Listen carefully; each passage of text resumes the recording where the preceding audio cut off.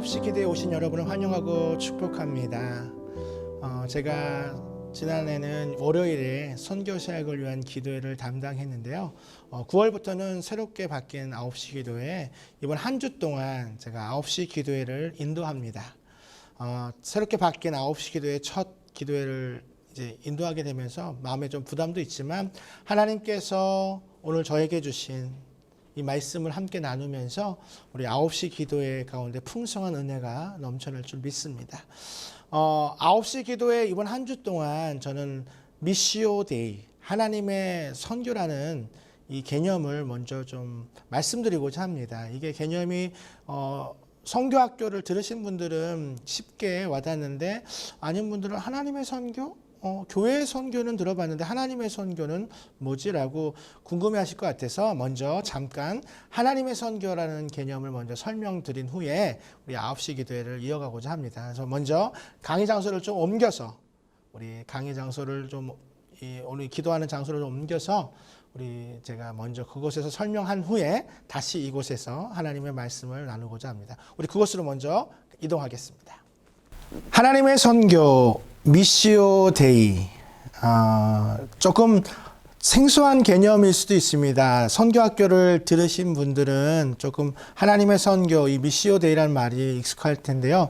그렇지 않은 분들에게는 특별히 오늘 이제 9시 기도회 지금 가운데 하나님의 선교에 대한 이야기를 할 때 먼저 조금 약간 설명이 필요할 것 같아서 이렇게 강의 장소 현장에 와서 PPT를 보면서 미시오 데이에 대한 설명을 좀 먼저 드리고자 합니다. 미시오 데이의 개념을 먼저 좀 살펴보고 싶습니다. 미시오 데이, 하나님의 선교라는 뜻인데요. 이 하나님의 선교란 말이 무엇인가? 미시오 데이에 대해서 먼저 좀 살펴보고 이 미시오 데이가 갖고 있는 의미, 월요일부터 이번 한 주 동안 저는 9시 기도회를 인도합니다. 9시 기도회 가운데 미시오 데이, 이 하나님의 선교가 선교지뿐만 아니라 우리의 가정에, 그리고 우리의 지역사회에, 그리고 우리의 다음 세대까지 하나님의 선교를 가지고 이 하나님의 미시오 데이라는 개념이 가정과 직장과 교회, 지역사회에 갖는 의미에 대해서 토요일날은 이제 다음 세대까지 살펴보도록 하겠습니다. 미시오 데이를, 이 미시오 데이의 개념과 의미를 찾아보는 것에 대한 유익한 점은 무엇이고 또 개선할 점은 무엇인가라는 이 질문을 좀 통해서요. 다시 한번 미시오 데이에 대한 개념을 더 자세하게 설명드리고자 합니다. 먼저 미시오 데이, 하나님의 선교라는 말은 1952년 독일의 빌링겐이라는 지역에서 IMC 선교대회가 열립니다. 이 선교대회에서 특별히 독일의 신학자인 칼 하르테스탄이라는 선교 신학자가 미시오 데이라는 표현을 처음 사용했습니다.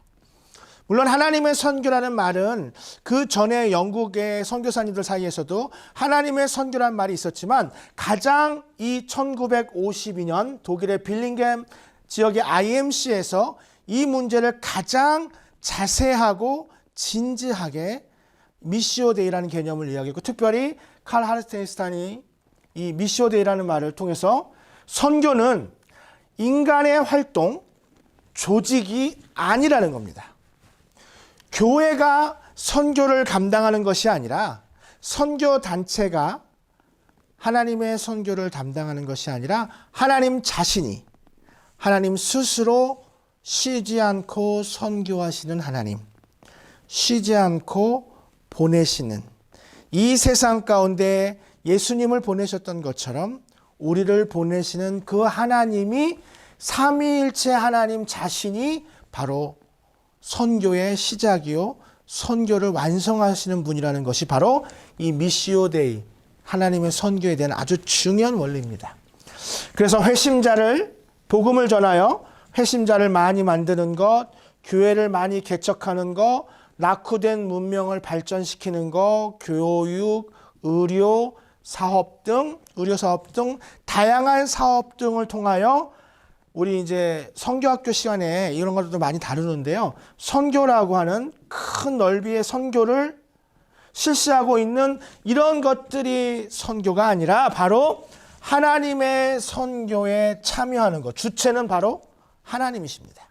하나님이 선교의 주체이신 거죠. 우리는 그 선교에 동참하는 것입니다.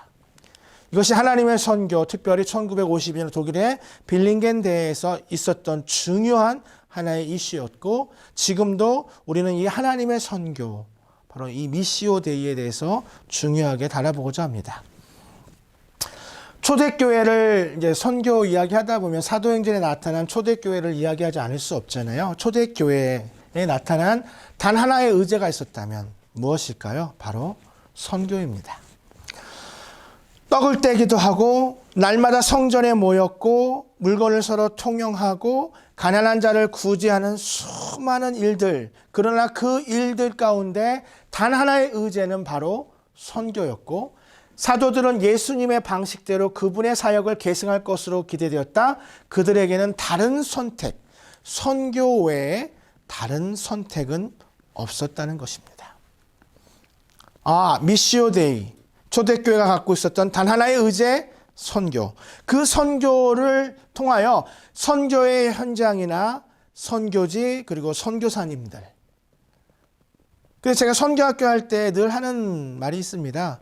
선교사님들, 선교지에 간다는 것, 그것은 멀리 배를 타고 비행기를 타고 멀리 해외에 가는 것만이 선교지이고 선교사가 아니라 예수 그리스도의 마음을 품고 하나님께 보냄받은, 이 세상 가운데 보냄받은 모든 사람이 선교사이고, 그 선교사님이 속해 있는 곳이 바로 선교지이고, 그 선교지에서 우리가 가질 수 있는 단 하나의 의제가 있다면 바로 선교라는 것입니다. 그것은 또한 불신 가정, 그리고 또한 우리가 속해 있는 지역사회, 또 우리가 다음 세대, 믿음의 차세대를 생각할 때도 이 하나님의 선교의 방식대로 우리는 나아갈 것입니다. 그래서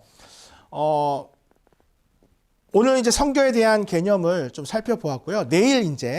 내일부터 이제 가정, 그리고 수요일은 수요 이제 예배이기 때문에 예배 가운데, 그리고 목요일은 지역사회, 그리고 금요일은 금요 성령 집회가 있고, 토요일에는 또 다음 세대, 차세대. 제가 그래서 화요일, 내일이죠. 내일의 가정에 관련된 또 하나님의 선교에 대한 개념, 베드로전서 특별히 말씀을 통해서 또 지역사회, 또 베드로전서 말씀입니다. 그다음에 토요일에는 다음 세대, 이 말씀을 통해서 하나님 선교가 갖고 있는 의미에 대해서 좀 살펴보고자 합니다.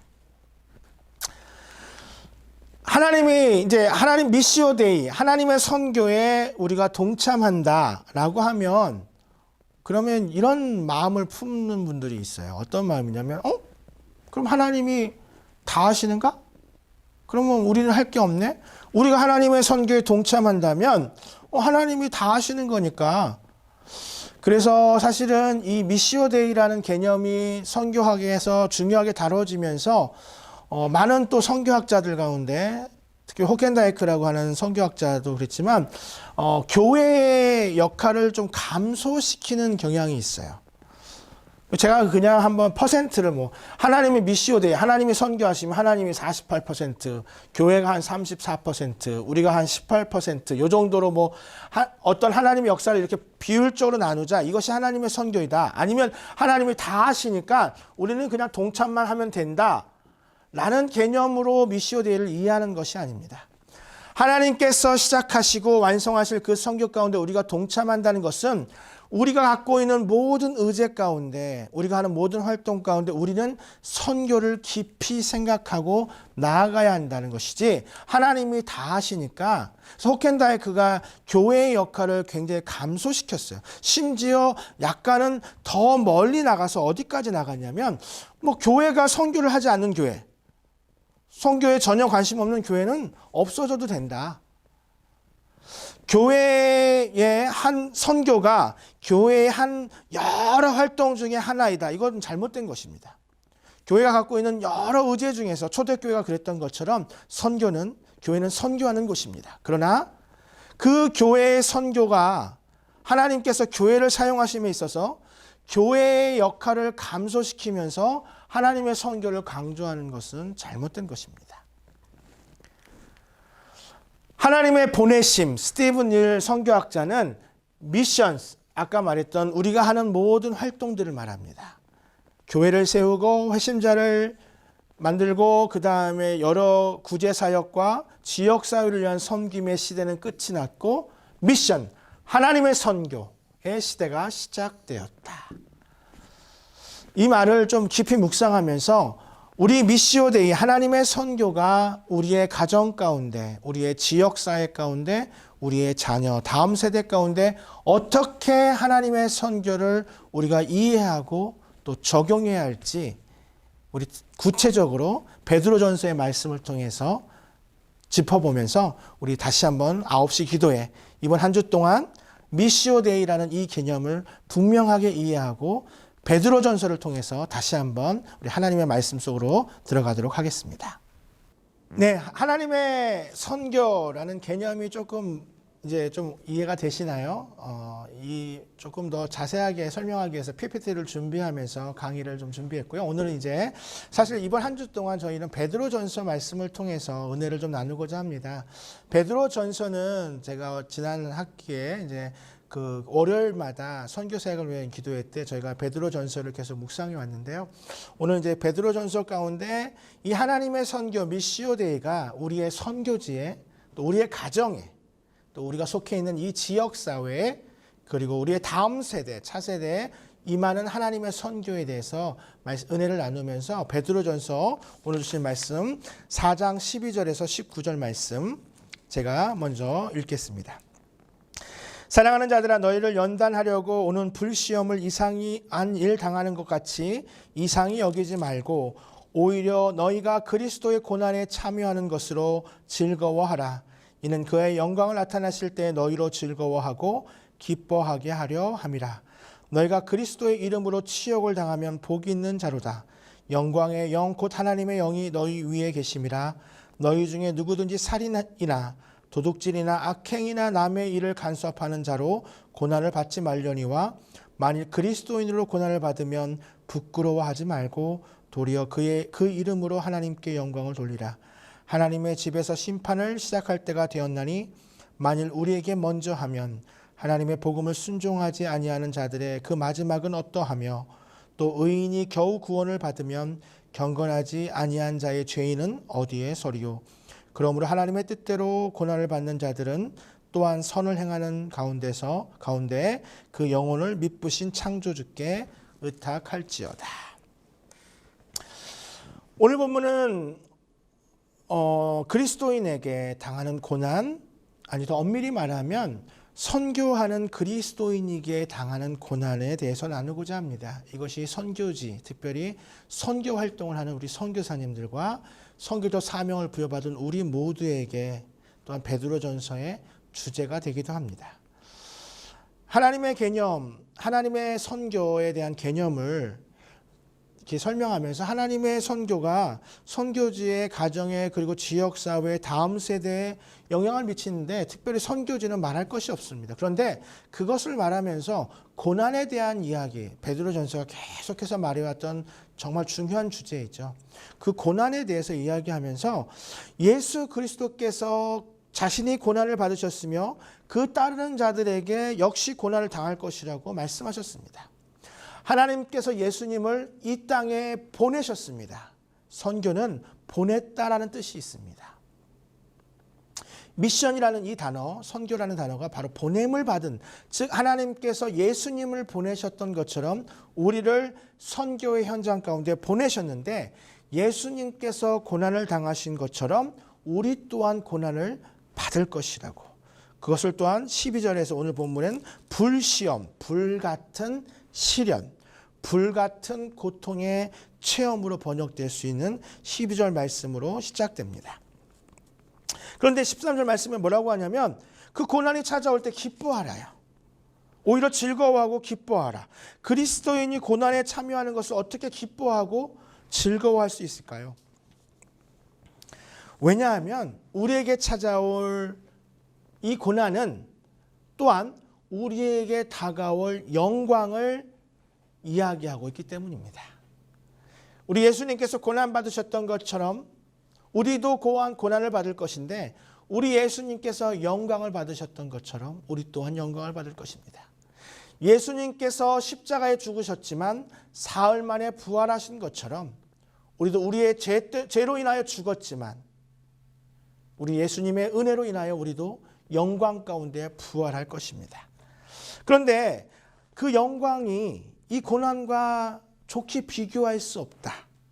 즉 무슨 말이냐면 예수님께서 우리에게 주실 이 영광은 그 영광의 깊이와 넓이와 그 충만함은 고난과 우리가 받을 이 고난과 비교할 수 없다는 것입니다.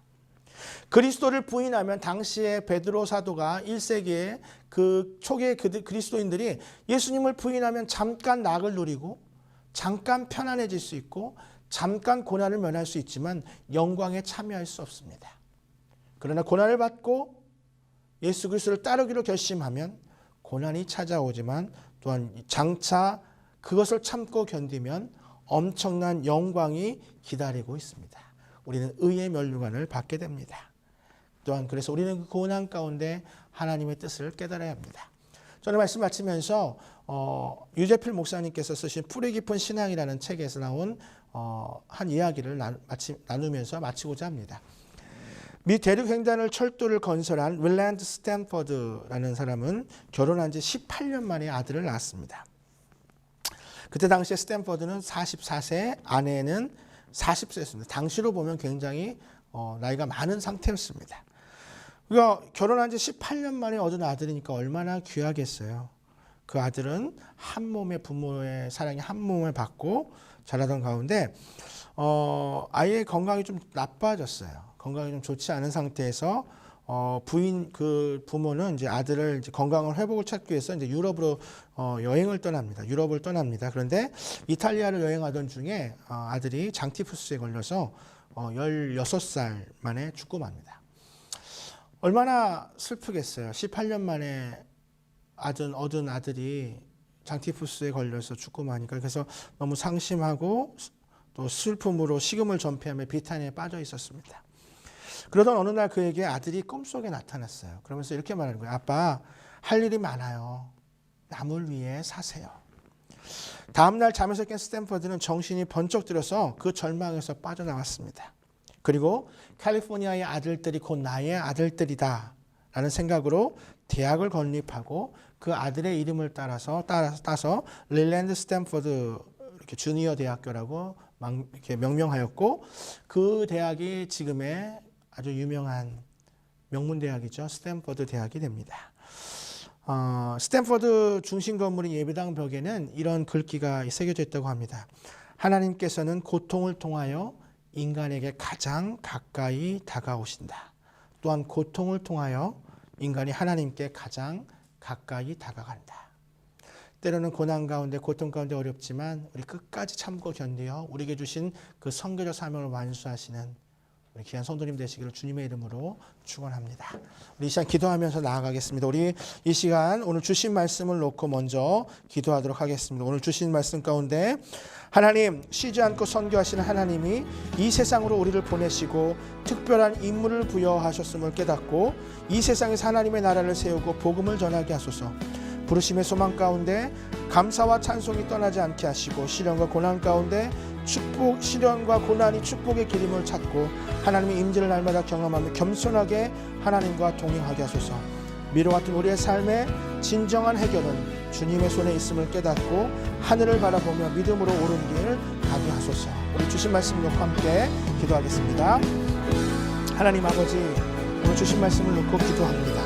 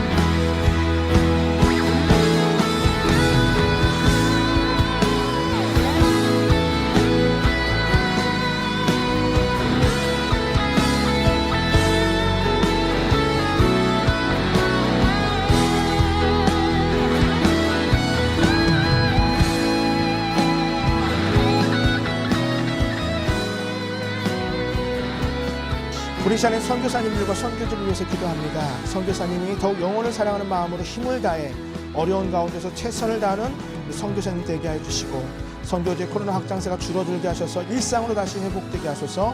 보호하시고 공급하시는 하나님을 날마다 경험하고 사람을 의지하지 않고 하나님을 의지함으로 하나님의 선교를 경험하게 하소서. 재정적인 어려움을 당하지 않게 하시고 공급하시는 하나님을 의지하며 골방으로 나아가 채우시는 하나님을 경험하게 하여 주시옵소서.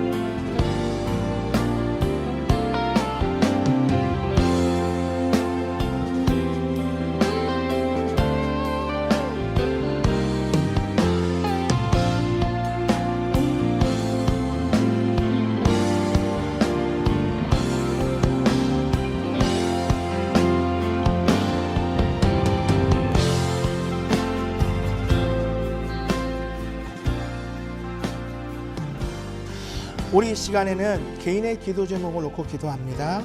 선교지에, 가정에, 지역사회, 다음 세대에 임한 하나님의 선교를 깨닫고 선교적 삶을 살아가는 나의 일상이 되게 하여 주시옵소서. 고난의 시간에서도 하늘로부터 내려오는 참된 평안을 얻고 믿음으로 전진하여 한 길 걷는 순례자의 삶을 살게 하소서. 진리 속에서 자유하며 참된 평강을 얻게 하소서. 고난의 축복의 기름을 깨닫고 말씀 속에 위로받게 하소서. 우리 개인의 기도 제목을 가지고 함께 나아가겠습니다. 하나님 아버지, 이 시간 개인의 기도 제목을 가지고 나아갑니다.